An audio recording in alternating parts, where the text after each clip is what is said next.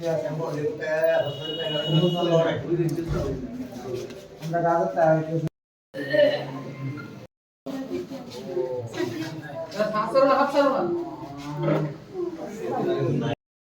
একটা ফোন পাইলাম, ফোন না মুকুটতলা এসে থানার থেকে কল দিয়েছে আমরা একটা অ্যাক্সিডেন্ট ছিল গেল, আমরা গেলাম গিয়েছিলাম 3জন পেশেন্ট নিয়ে বিশালগড় মহকুমা হসপিটাল হইলাম।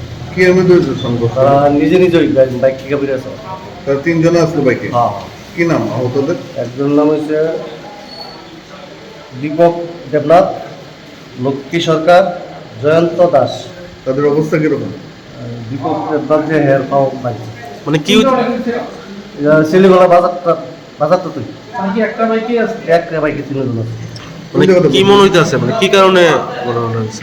তারা তো কইতেছে তারা কি নিজে নিজে করে আছে দুদিকে আমরা দিচ্ছে।